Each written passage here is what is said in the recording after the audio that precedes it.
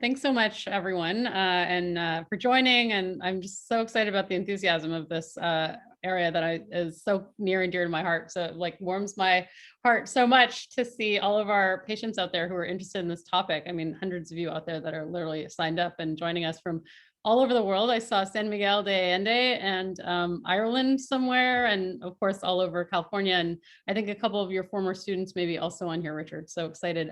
So it's thank you to the PMD Alliance for hosting, and hopefully everyone's staying safe and trying to socially connect. I'm so excited to see so many people and to introduce them to one of my first yoga mentors in this Parkinson space, Richard Rosen, who is a masterful yoga teacher. He's just one of the most embodied people that I know. He's inspired me to care more about Parkinson's patients, to understand more about yoga and its effects on the brain, the nervous system, and how it can help Parkinson's patients. He is a masterful breathing expert. He teaches pranayama and breath work, which I think is so key to why yoga is helpful. He's a Sanskrit scholar. His list of, sort of qualifications is endless, and he's taught me so much. And I'm just so excited to bring him to our group here today. So without further ado, Richard, tell us a little bit about your journey in yoga first, and then also as a Parkinson's patient, because I think it's just one of the things that I've learned so much about you is how yoga affects your body. And you were already a yoga teacher practicing yoga for many years, and had already had that as part of your daily life and study. But how do you think sort of this journey has sort of transformed as you've gotten Parkinson's, and what sort of maybe frame sort of how you're approaching things these days with the two? Is that all? Yeah. First of all, I'm not a Sanskrit scholar. I got to get that cleared up right away. You're pretty good. I'm in Sanskrit kindergarten, to be honest. So okay. That's that. So you have here about how I got introduced to yoga. Is that something where you want to start with? Yeah. So maybe why'd you get into yoga in the first place? Pardon me? Why did you get into yoga in the first place? I have a long story and I have a short story. I think I'll just give you the short story so I don't have much time. I found a book called The Master Game many years ago, and it said that yoga was the best exercise that had ever been invented. So I was living in Oakland at that time in California, and there was a yoga school just down the street from where I was living. So I found the advertisement for it, and I went, and there, the rest is history. I've been doing it since 1980, 40 years now. Wow.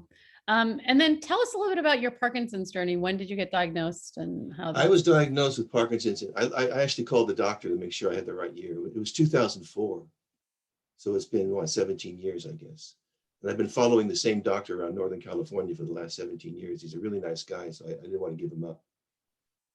And it was kind of a shock right at first. I didn't quite know what to make of it. I'd never even heard of Parkinson's before. So it was kind of a learning curve to figure out what was going to happen after I was. But I'd already felt some of the symptoms before I was diagnosed. So I probably had Parkinson's for a few more years than before I was diagnosed. And what kind of symptoms have you battled with Parkinson's? What have been your main symptoms? Do you have time for this? Are you ready for this? Give us a short version. Okay, let's see. I've got these written down. So I have my toes are numb. That's one thing. Sometimes my gait is affected, my walk. Sometimes I'm walking fairly easily. Sometimes I'm sort of stumbling along. I've been shaking a little bit more lately. Not a whole lot, but a little bit more. My handwriting has gone downhill considerably. I can't write anymore very well. I'm forgetful. Of course, I'm 73 years old, which makes a big difference too, I suppose. And I lose my words every now and then. I stumble over words every now and then. I can't quite remember what I want to say. And of course, periodic anxiety. It's been an issue that for me ever since the beginning. And the Parkinson's makes you stiffer and less flexible, less strong, weaker, and less balanced. And that's the issue I've been dealing with lately, is my balance. Okay. I know that anxiety was something that's sort of affected you since the beginning, I think you told me. And you told me the story of how you were quite anxious and that you were shocked at how easy it was for you to get sort of, the pills to calm down the anxiety, and that they were sort of cheaper than even Tylenol or something in the drugstore. And I got a prescription from a psychiatrist to do this anti-anxiety stuff, and I went to the pharmacy to get the pills, and while I was there, I decided to treat myself to a chocolate bar, and it turned out the chocolate bar was more expensive than the pills. So I never actually took any of the pills. I paid for it was just a very cheap prescription, but I actually threw them away, and never took them. so you've been, teaching yoga for a long time. What kind of yoga is it that you would say you've sort of largely practiced in, and what sort of style? I'm a graduate of the Iyengar Yoga Institute in San Francisco, so it'll be Iyengar style yoga, which is very heavily, as you know, focused on alignment, physical alignment. So tell us a little bit about that versus some of the other styles, and why you think that Iyengar maybe is a good yoga for maybe people with Parkinson's. I don't know what your thoughts are. Well, when I started yoga in 1980, that was just about it. There really wasn't any other choices really in the East Bay. There was one school, I believe, at the time, maybe two, and there's not much choice. So I sort of backed into the practice, but I'm glad I did, because it's as far as Parkinson's is concerned, I think it's really a very good practice to be involved in. The idea of physical alignment, aligning the spine and the limbs and the head with the spine, very important for Parkinson's, especially once you start to get a little bit stiffer and you start to hunch down, things like that.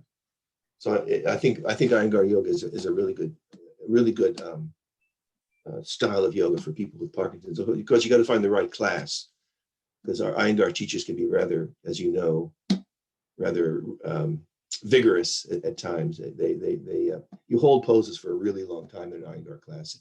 It's not like a flow class where you're just moving from one posture to the next. And I know one of the things that Iyengar has been known for as well is the ability to modify. And I think that you and I have talked about sort of, as you may be in different stages of disease, or maybe one day you're having a better day than the other, or your medicines are working a bit differently, the modifications are sort of accessible. Could you teach us a little bit about, what that means, what modifications are, and some of the props and stuff that might be involved? Sometimes a particular asana, a particular posture is not easy for someone to do. And so there's ways to do it in a modified way, especially using props. That's one thing that Iyengar has really made a big difference with, and that is how to use props. Like I have a bunch of props over here, blocks and straps and chairs and blankets and things like that. Props are very important to know how to use properly if you have some limitations. Parkinson's limitations. So we'll do a chair practice today. Okay, that's cool. And what's your sense of what, just generally with the poses, before we get into sort of the poses that are part of this chair practice, what do you think, what aspects of the Parkinson's do you think are benefited from yoga in general? Well, especially the poses aspects. Maybe we'll start with that, and then we'll get into sort of what before we do the breath practice, I want to ask you the same thing as it sort of pertains to breathing. And I know you've taught me that they're very much interwoven, but maybe just a little bit about the poses and what you think they may do to the brain and the nervous system in Parkinson's. Well, I'm going to leave the brain nervous system up to you. You're the doctor, but I feel like what the poses do for me is they're not a cure, obviously, but they counteract some of the effects, especially the stiffness. I do a lot of passive poses now. My practice, because of my age for one thing, but also because of my physical condition, my practice is very I can say passive, I guess you could say. I do a lot of lying on things, blocks and blankets and straps and things like that. So I think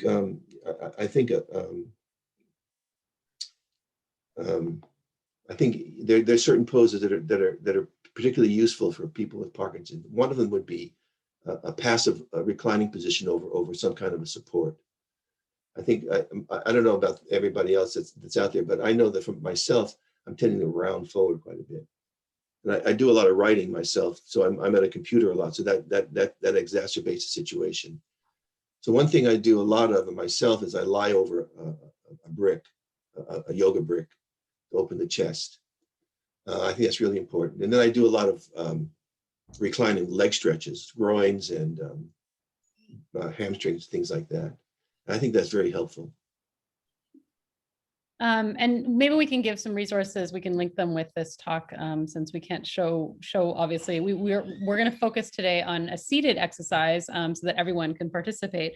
But certainly, I think one of the beautiful things about yoga, in my mind, as a practice from the brain and the nervous system perspective, is that you can, it often involves a class with people, a beautiful teacher, and a guru, sishya, or a teacher-student relationship, which is honestly magical in many ways. And I feel very emotional seeing you actually through Zoom, because these are magical relationships, and I haven't been able to see some of my teachers. But it's sort of like we have the doctor-patient relationship, there's the teacher-student relationship, and then there's the relationship of the people that have honestly followed you. You mentioned following a doctor around, but people have followed you around all over the world, honestly, in your teachings, as this, real, embodied yoga teacher who I honestly have found to be, profoundly life-changing in terms of my practice. So I think there's the sort of kind of connected community spirit of it too, the Sangha that we talk about. Maybe you could teach us a little bit about what that's meant to you, and then maybe even about how changing that up on this virtual modality has been maybe different for you, and maybe give folks a sense of that.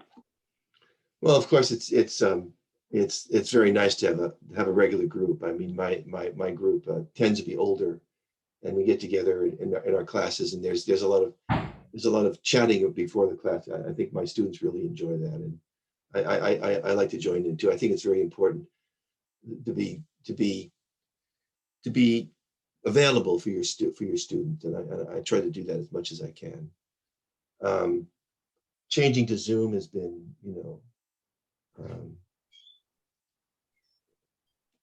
it's not ideal, but it's kept everybody together, and it's also allowed people from other parts of the country and other parts of the world to come to my classes, and that don't usually often have a chance to do that. So I have people from all over the U.S. and Europe too, and that's the positive thing about being on Zoom, is that you can really bring a lot of people in. And I think my students are a little bit happy about that too. I have students that come with their their night coat on and their cup of coffee, and they don't have to, get all dressed up and drive anywhere to go to a yoga class. I think they like that. Then again, a lot of the students would really rather be back in a class again, getting together, and we go out for lunch after and things like that. So I mean, it's more than a class sometimes. It's a social situation. But Zoom has saved the life of a lot of yoga teachers over the last year, because otherwise we're not qualified to do anything else except teach yoga, most of us. Right. That's what you always say, but I think you're qualified to do a lot. So, all right, well, why don't we, without further ado, I'm sure the gang that's joined us would like to learn from the master. So, okay. Well, I'm not a master, but we can learn from me anyway. So you've asked me to do a sitting exercise class, yes? Yeah. So you'll need a chair or something to sit on that's fairly comfortable.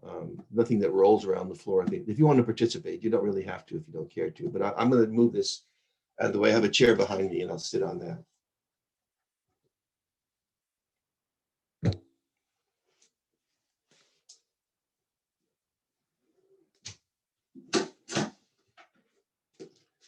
Let's see. Can you all see?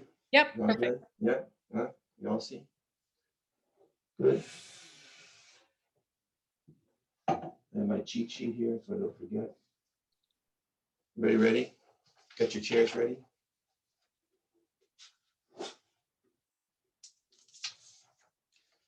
These are exercises based on yoga asanas, so it's sort of a yoga class. Let me move this back a little bit.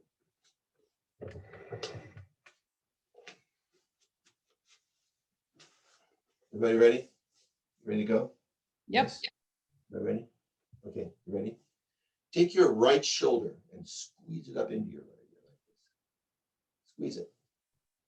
Right shoulder. Take your head over to the side, just squeeze up into the shoulder, like that. And then let it drop. And then do the same thing on the left side. Squeeze it. Oh, look at me. Squeeze it. You guys should put your hand on your thigh like this if you want to push down and squeeze. And then let it go. And then do the right side again. This is an actual yoga posture, if you believe that. Squeeze it. And then let it go. And then do one more on the left.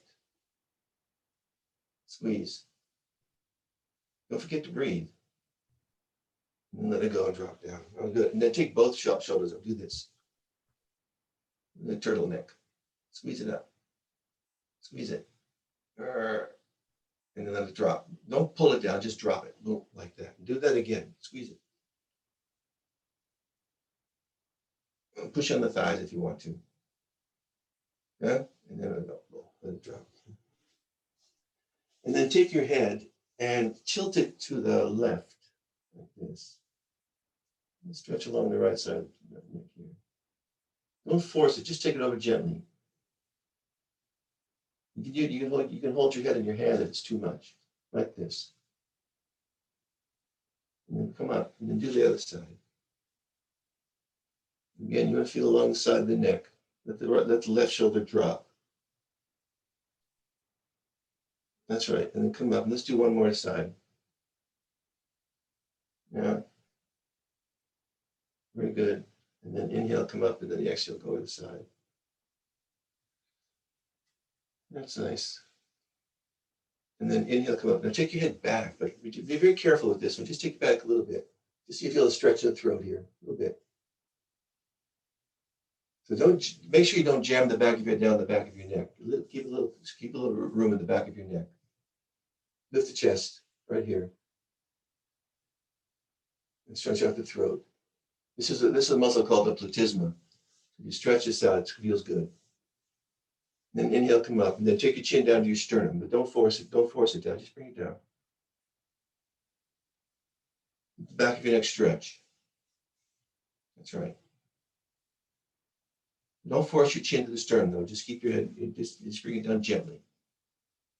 And then try this. Take your chin over to the right side, and then take your chin to the left. Go back and forth a few times like this. You go to the ends of the collarbones. Back and forth. Very good. And then come back to center and lift your head up. And it'd be good if you had a smile on your face with this. You should all be smiling a little bit. Then take your left arm, stretch it up. Turn the palm back and bring the head down the upper back. And reach across with your hand for the elbow. Now do this. Pull the elbow into the side of your head. And then lean back a little bit. So pull the elbow back toward the wall behind you. There should be a stretch along the back of the upper arm here. It's triceps. Like this. You lean over to the right a little bit. If you want to, open along the left side a little bit more. You have your left hand on the upper back. Push down the upper back a little bit toward the floor. And lift the elbow up. Nice easy stretch in the tricep and armpit. And then inhale, come up, release, and shake out the arm. And take the right arm up. Grab on the elbow. Pull it into the side of your head. Lean over. You can lean a little bit to the left if you like. And then pull the arm back a little bit. But be sure not to push your ribs forward to do that. Keep your ribs into the torso. Very good. Tricep. And then exhale, release. Shake it out. Up, up, up, up, up. And reach both arms up like this. Take the hands to the upper back. And press your hands against your upper back. And sort of bring the arms into the sides of your head. Squeeze the sides of your head just gently. And then sort of lean back on the upper back.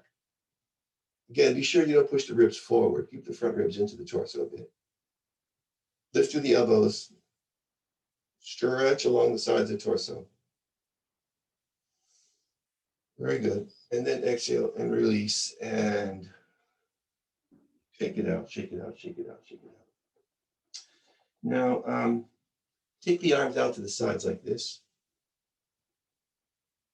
Sort of just something with your wrists, like this, this, this, this, or maybe around and around and around. And reach right out from the mid-back as if your arms are rooted in the spine.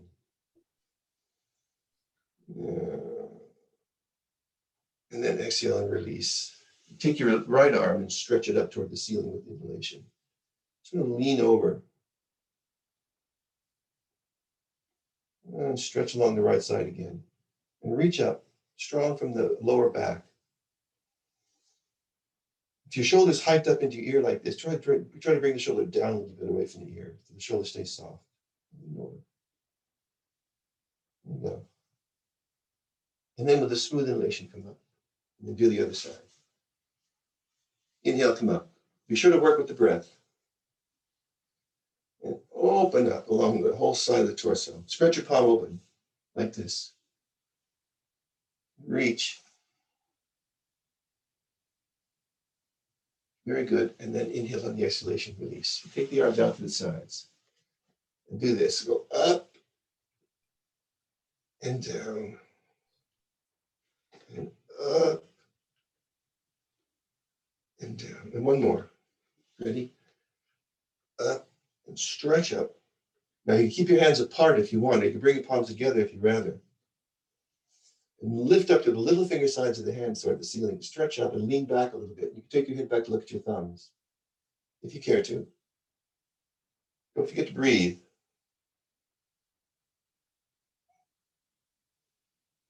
And then on the exhalation, take your arms out to the sides and shake it out a little bit. Very good.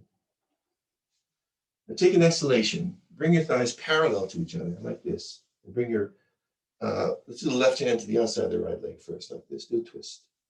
Little twist. Now the shoulder may hike up a little bit this way, huh? So take the left shoulder back and down. And give a good turn, keeping the tailbone low to the seat. Nice, easy twist. That's right. And then exhale, release, and go to the other side. Take an exhalation. Bring your right hand to the left knee. Turn. Again, the shoulder may roll up and forward.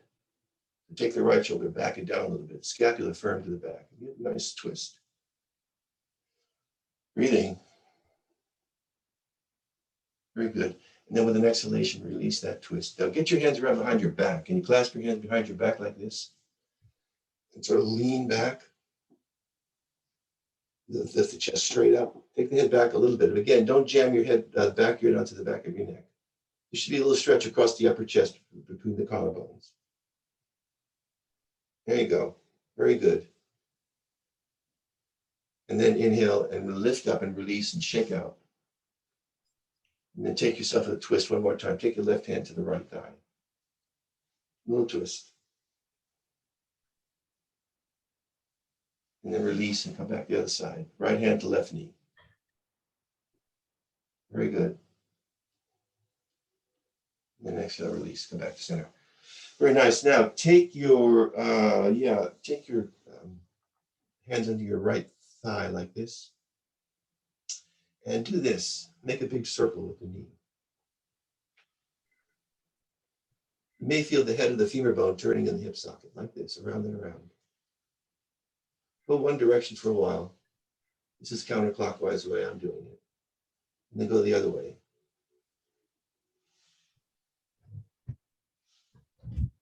Like this. And then take your thigh up into your belly. Take the shin if you can, or the back of the thigh if you can't. And just squeeze thigh into the belly. And do this with your foot a little bit. Rock it back and forth. Make a circle.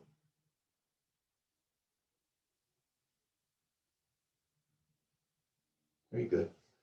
And can you cross this knee on the other one like this? Is that possible? And then turn yourself to the right and give a little twist. And I feel a little stretch in the outer hip on this one. Maybe. And then exhale and release. Grab onto the back of the thigh this way. Hold just above the knee and then stretch out to the heel. A nice view of my soul now. Press out strong. I'm going to pull up on the thigh a little bit, press down against the hands with the femur, and then reach out through the heel and stretch. And then bend. And then stretch. Like that. And then bend. And one more. Reach out. Pressing through the heel and the base of the big toe. Are you ready? This is for everybody who wants, this is for those of you that want to be a little bit stronger. Ready? 1, 2, 3, and let go. Can you hold it?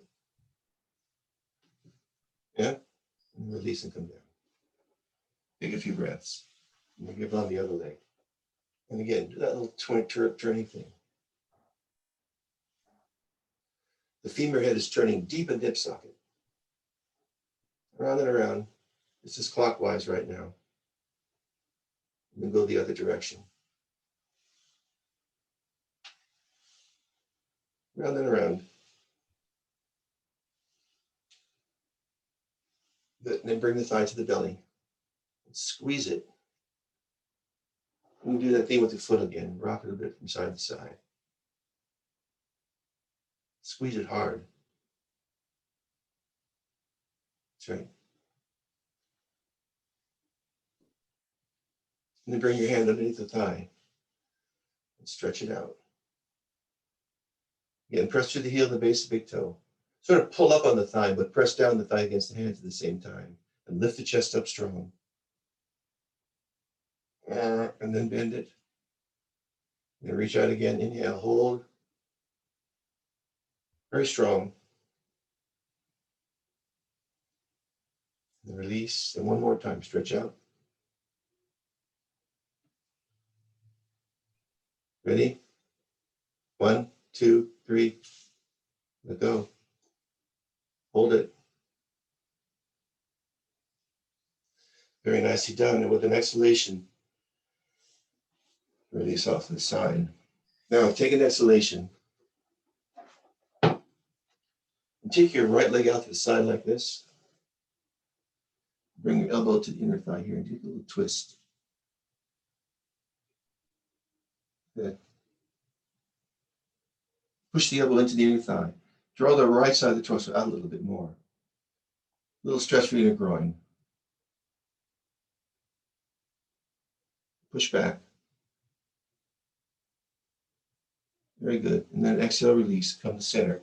And put the left leg off to the side like this and take the elbow. If you can't make the elbow, just use the forearm. Push back. Like this. Turn your torso a little bit to the right. Nice, easy stretch for your groin. Very good. And then exhale, release. Come back to center. And come to center. Now you can't see my feet, but come up under the ball of your foot. I'm going to ball the right foot and just stretch the sole out a little bit. Push the knee away from the pelvis. You feel the stretch in the sole. It's going to wiggle around on the base of the big toe, base of the little toe. Very good. And then do the left leg, left foot. Stretch it.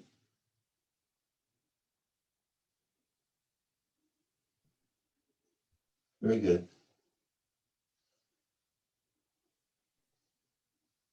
And come to center. And just sit for just a little bit. And close your eyes. Sit right on the sitting bones. Thighs are parallel to each other. Let your shoulders release. Lift your chest. And close your eyes if you like. Bring yourself to yourself. Just watch. Get a feel for what that can do for you for just 15 minutes of practice. Not very much. Still feels pretty good. Very nicely done. Take a deep inhalation, open your eyes, exhale. And if you have any questions, let me know.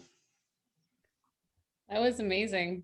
I mean, I'm always so impressed or taken by how a chair practice, which, I think for, I trained with Annie Carpenter and did this, 200-hour training, which was like the hardest thing I've ever done in my life outside of giving I bet. my children, I think, but it was a lot of physical, practice. And with that, I think that the mind and the body are very connected. And, there's a lot of emotional stuff that comes out probably as well when you're in that space with people, for this many hours.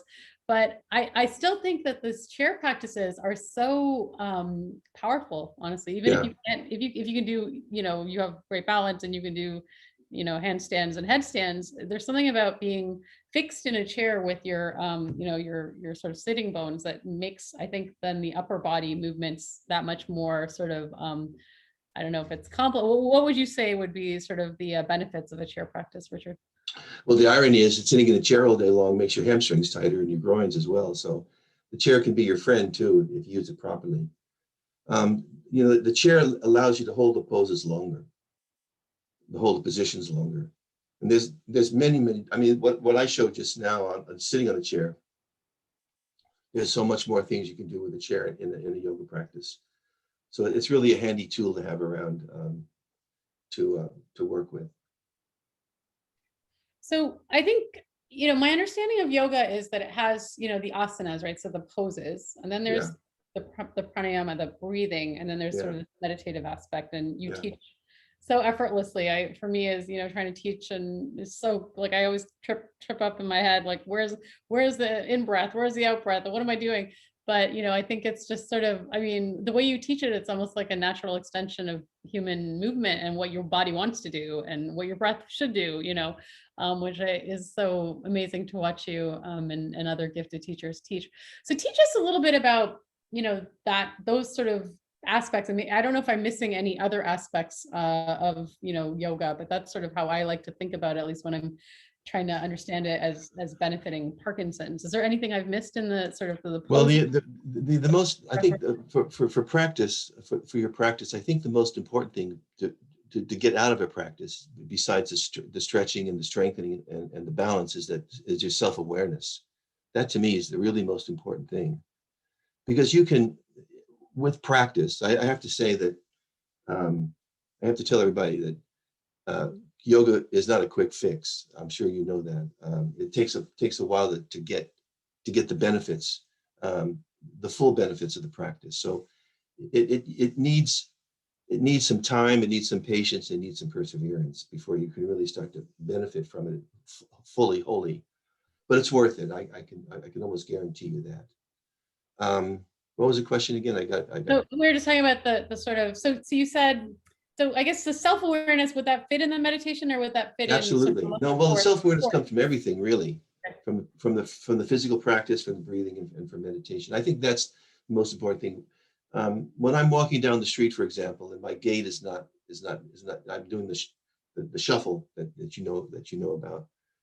I can sort of be aware of that and start walking. I don't want to say normally, but I can start walking a lot better if it becomes a walking meditation, actually. And as long as I'm aware of what I'm doing, I can walk fairly easily rather than stumbling along down the street. So I think the awareness part is really, especially for the anxiety part of the symptoms. I travel. Well, I did travel before the pandemic, and when I go to new places, I get very anxious before I get there, and I really have to work on myself to calm myself down, before I teach a class. So I think breathing in particular was what was really helped me for the anxiety. After I got rid of my anxiety pills, I did a lot of breathing for anxiety, and it can really help. I really think it's a very important practice. Yeah. I mean, I think so much of what we've historically studied as the benefits of an exercise or a physical practice is the motor symptoms, right? Like, is your tremor better? My sense is that most patients with Parkinson's or people living with Parkinson's are really struggling with these non-motor issues and these sort of, mental health sort of concepts of anxiety or apathy, which I think is where breath work can be tremendously helpful. Could you take us through maybe a practice, Richard? Because I think I've learned so Sure. much from you and Sure. in terms of the power of breathing. Maybe you could take us to a practice, and then after that, we can talk a little bit about, what types of practices may help, some of the positive sort of like revved up feelings like anxiety or insomnia, but Yeah. then also if there's anything from invigoration. So if you're feeling low energy, like apathy or depressed, if there's something that may help. So maybe take us through the practice, and I'll bother you about those. Okay, good. Let's sit in a chair again. We'll do 3-part breathing to start. So sit right in the front edge of your seat, please. So right on the fronts of your sitting bones. You want to make sure that your pelvis is in a relatively neutral position. In other words, you don't want your pelvis to be tilted back like this if you can help it, huh? That doesn't do much good. You want to really sit forward on the fronts of your sitting bones and lift your sternum bone from here, top of your chest. Now, you can close your eyes, and bring your breath into the foreground of your awareness. Just take a look at your breath. Don't do anything about it. Don't do anything to it. Don't try to change it. Don't try to make it better. Don't try to improve it. Just let the breath come and go as it will. Whether it goes slowly or quickly or roughly or smoothly, it doesn't matter. All you want to do right now is take a look at yourself as a breather, what you do normally as a breather. This is the first stage of the breathing practice. You always want to look at yourself as a breather to start for each time you do the practice. And I highly recommend you do a regular practice, at least 5 or 6 times a week. Now let's do 3-part breathing. That's a really easy thing to do to get a good feel for the breath. So bring your hands onto your lower belly. You might want to open your eyes and see this. A little bit below your belly button. Right in your lower belly, right here. And close your eyes again if you open them. And just feel the hands in contact with your torso. That's all you do first. You feel the warmth of your hands against the lower belly. And then after a while, you start to feel the movement of the hands. And you know what happens. When you inhale, the hands will sort of bulge out and spread apart. And when you exhale, the muscle underneath your hands will contract. And your hands will come back together as the muscle squeezes into the torso. So just feel that for a while. Inhale, let the hands open and release. And on the exhalation, the muscle firms under your hands and the hands come back together again. Now we know we're not breathing into the lower belly. The diaphragm contracts on the inhalation, pushes against the abdominal contents, and the lower belly bulges out as it does. And then on the exhalation, the lower belly contracts, pushes against the abdominal contents, the diaphragm releases, and the breath is pushed out of the lungs. This is your lower belly. Okay, now bring your hands up onto your lower ribs right here. Find the lower ribs with your index and middle fingers and your upper belly with your ring fingers and pinkies, and just spread your palms against your ribs here. You're right on your diaphragm now. And just feel again, just take a few breaths and just feel the contact of the hands and the torso. Spread your palms wide. And then after a while, you start to feel the movement again. The diaphragm contracts and descends on the inhalation. So again, your hands will spread apart. On the exhalation, the diaphragm releases and your hands will come back together again. You feel that. Now you may feel a little bit of difference between the two sides. The diaphragm has to contend with the liver on the right side, so it's a little bit harder to breathe on the right side than the left. And you're right on your diaphragm, your major breathing muscle. Diaphragm means the fence through. So it separates the thorax from the abdomen. I've got to be really careful with my anatomy stuff with a doctor in the house. And then take your fingertips up on your collarbones. Right here. Now come a little bit below the collarbones, not right on them. Touch very lightly. Just feel. You may not feel much movement up here at all at first anyway. Just feel.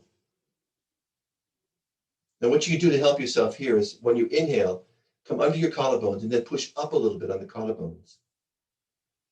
With the chest, you can breathe into your upper chest. There's lungs up in the upper chest. So it's not a matter of that you can't do it. It's just a matter of you're a little bit tight up there perhaps. Give a little push in the collarbones as you inhale. With the exhalation, sort of hold them up as you let the breath out. You want to keep the chest lifted at the end of the exhalation. Try that a few times. Inhale, push up. As if you're trying to lift your collarbones to the top of the shoulders. Then hold them up and let the breath out slowly. And this is three-part breathing. It's a really useful way to get in touch with your breath in different parts of your torso. Soften the throat, this little hollow spot at the top of the sternum bone. Keep it very soft. Very good. And now release your hands onto your thighs or your knees, whatever you like. And close, keep your eyes closed. And bring yourself back to your breath. Have a look. Have a look.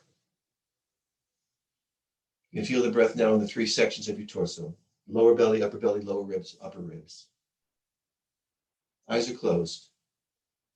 And watch your breath very carefully and start to focus on your exhalation. Get a sense of how long your exhale is moving, taking to complete. You might count it out if you want to. 1, 2, 3, 4, 5.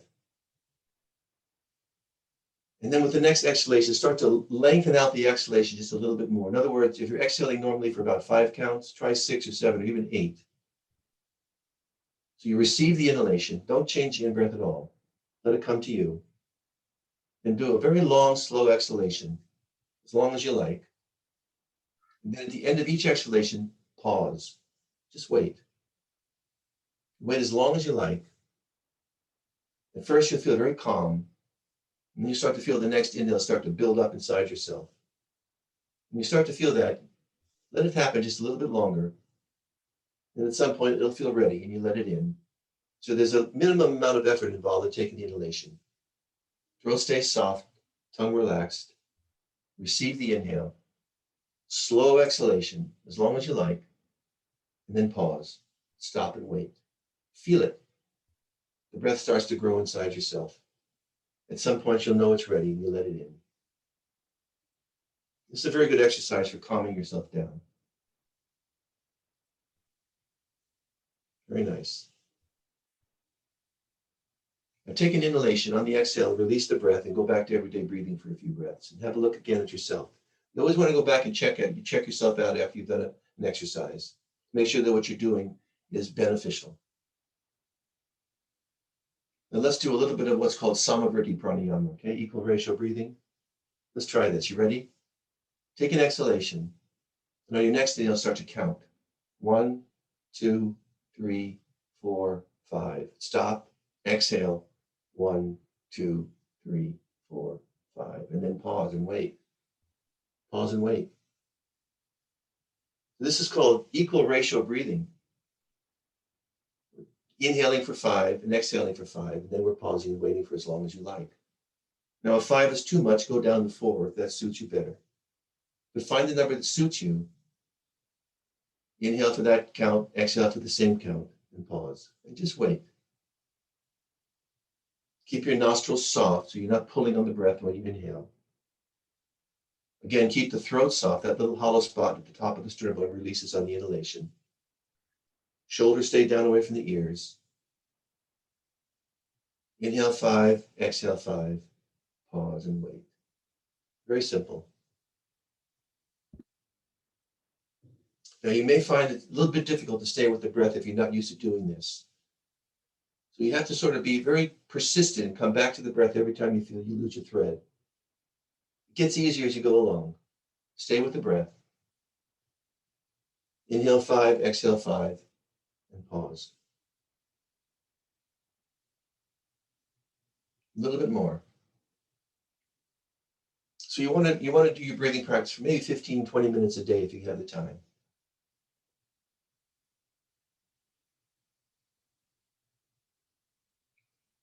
Soften the throat, relax the tongue. Very nice. Take one more inhale, one more exhale. Go back to everyday breathing. Eyes closed. Let it all go. Go back to doing what you're doing at the start. Once again, after you do a practice, a formal practice, then you go back to everyday breathing and have a look. Just to make sure that what you're doing is helpful, is happy. And watch. Stay with the breath as much as you can.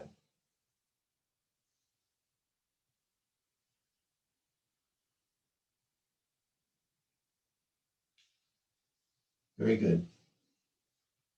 Now reach across with your hands to your opposite shoulder like this. Give yourself a great big delicious hug. Rock a little bit from side to side. That's right. And then then change the cross of the arms. Go the other way. Back and forth. Big hug.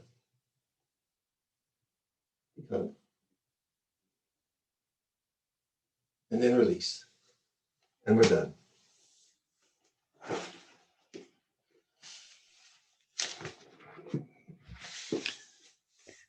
That was beautiful. So powerful. I mean, the cool thing about breath is that it's always there with you, right? So Absolutely. you don't feel alone.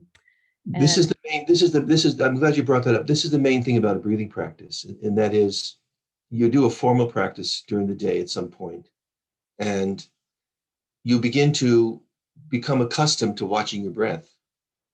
And so it's not just, you don't just you don't just watch the breath for like 15 minutes a day. You take it into your daily life with you. And periodically at first, you'll stop every now and then, just watch your breath a little bit. And after a while, well, after a long while, you begin to integrate your breathing into your daily awareness, so that you're sort of doing pranayama all day long, as long as you're watching your breath. This has been very helpful for me with my anxiety in particular, because I can breathe into that feeling of gripping it. I get a lot of gripping in the base of the sternum and in the throat. And I use the breath to create a feeling of release. You were talking about how your emotions are embodied after, and this is a really good way to deal with that, to help to release that feeling. And that is to breathe into that feeling. So, Richard, this is a beautiful practice to sort of calm yourself with the anxiety. Yeah. Would you use this if you were having trouble going to sleep as well, or how would you modify that, in the lying position? I would definitely do the inhale, receive the inhale, slowly exhale, then pause and wait. And I think that would be very helpful. I'd also, if you're lying in bed, I would also have something under the knees. I think it's very useful for the knees to be elevated slightly, so that your thigh bones can drop back in the hip sockets. It helps to release the breath in the lower belly. So reclining position, knees a little bit bent on a bolster, or a folded on a pillow or a folded blanket, or whatever you have, and let the thigh bones drop back in the pelvis. For people who find it hard to get on the floor with that sort of sense that you talked about the sort of this, and I think you showed us a practice where you were able to, open the shoulders and do the twists and things, and some of these sort of movements where you're trying to, you don't realize how much tension you're actually holding in all of this area, sitting on the chair all day. But is there a way for a more sustained practice, let's say in that chair? And I think the folks here are wanting to maybe see some of the props, if that's possible. Is there a way that you could use the prop in the chair to try to open the shoulders and kind of relax? Yes, you could use the chair. You could lean back on the chair back, for example. Okay. And just lift the chest, but you have to be careful with that.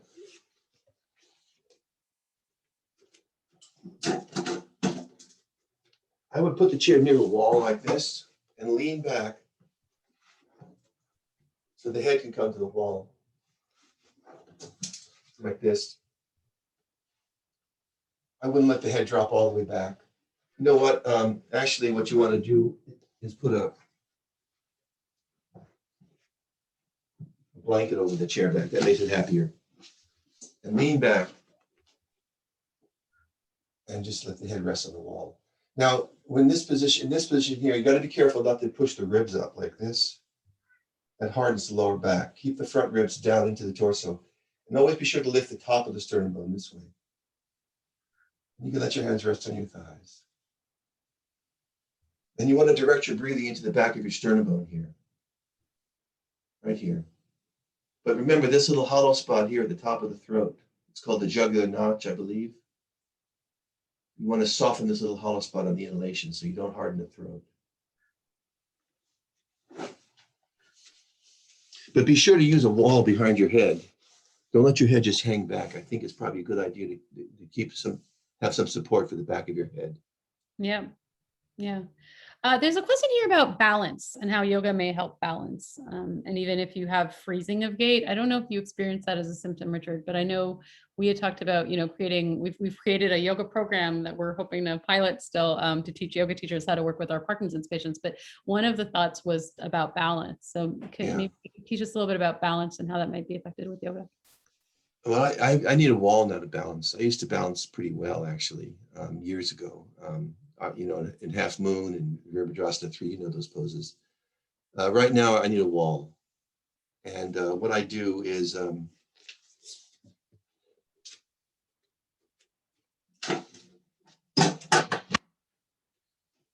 my heels out from the wall a little bit like this. Can you see? Mm-hmm.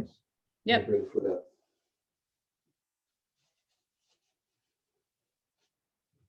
I'm going to put my hands against the wall like this. And just hold the hands in place, pushing firmly into the wall to begin. Then as things start to balance out a little bit, take the hands a little bit away from the wall. And just stand here like this for a while. Every time I start to fall, bring the hands back. So you sort of play the edge. Use the wall for help when you need it. Take the hands away. Like this. And you can balance.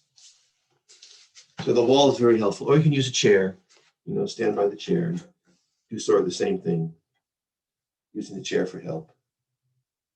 Take the hand away.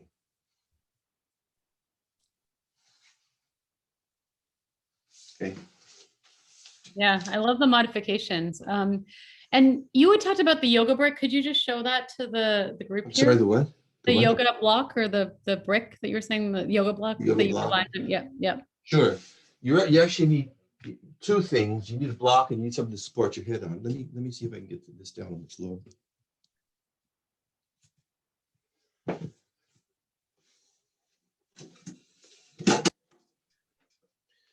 This is can you see? Yeah. Yep. You want to put it across. Let me see if I can get this right.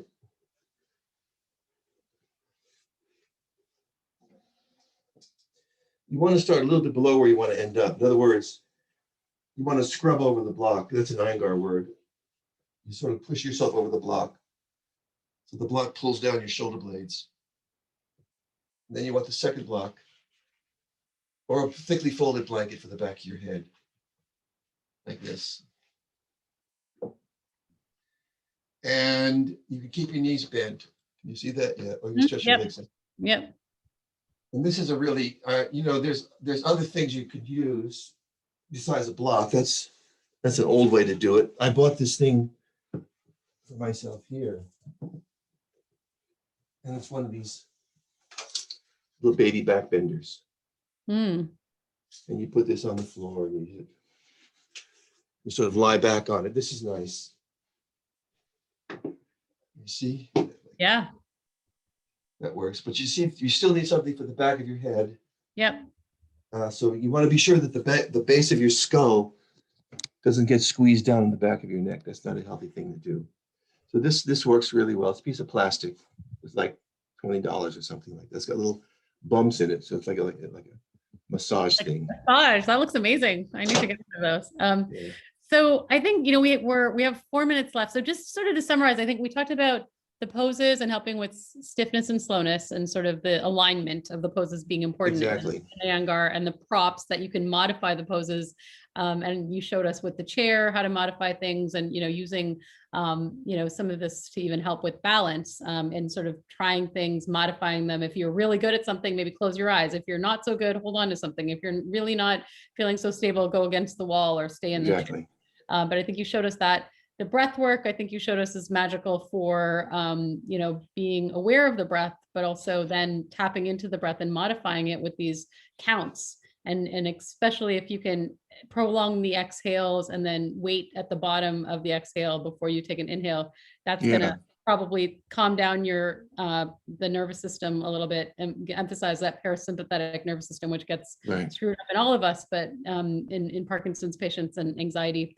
And then you talked about the meditation and the mindful awareness. And so, or the awareness, the self-awareness, and just being knowledgeable about maybe how fast you're breathing. Sometimes if you're starting to get anxious, you tap into sort of a place, maybe and in your body, you realize, hey, Richard, you're going to go give a session now. I'm feeling, or I'm going to travel. I'm getting a little, maybe faster breathing.